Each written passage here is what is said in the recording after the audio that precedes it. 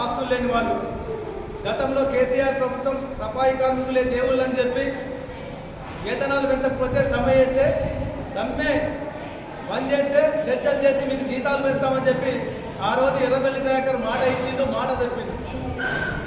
ఇవాళ సమ్మె సందర్భంగా కాంగ్రెస్ నాయకులు కాంగ్రెస్ పార్టీ అధికారంలోకి రాగానే పర్మనెంట్ చేస్తామని చెప్పి మాట ఇచ్చిండ్రు, మద్దతు తెలిపిండ్రు.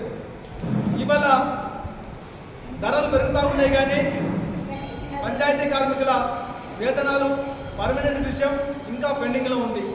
ఈ రేవంత్ రెడ్డి ప్రభుత్వానికి ముఖ్యంగా పంచాయతీరాజ్ శాఖ మంత్రివర్యులు సీతక్కకు అనేక మంది కలుస్తూ ఉన్నాం.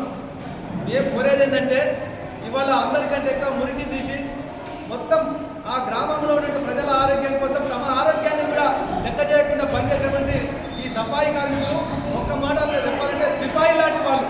ఇట్లాంటి వాళ్ళని రక్షించుకోవాల్సిన బాధ్యత, ఇట్లాంటి వాళ్ళ సమస్యను పరిష్కరించవలసిన బాధ్యత ఈ రేవంత్ రెడ్డి ప్రభుత్వం మీద ఉంది. ఇచ్చిన మాట ప్రకారం పంచాయతీ కార్మికులను వెంటనే పర్మనెంట్ చేయాలని చెప్పి ఐఎఫ్టీగా తెలంగాణ ప్రగతిశీల గ్రామ పంచాయతీ వర్కర్స్ యూనియన్గా రాష్ట్ర ప్రభుత్వాన్ని మేము కోరుతా ఉన్నాం.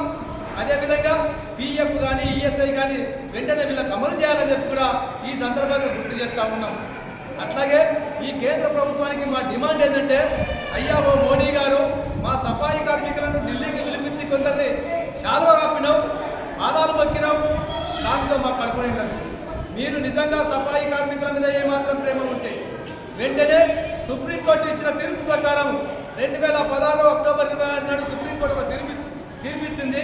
కాంట్రాక్ట్ కార్మికులందరికీ కూడా సమాన పనికి సమాన వేతనం ఇవ్వాలని చెప్పి తీర్పిచ్చింది.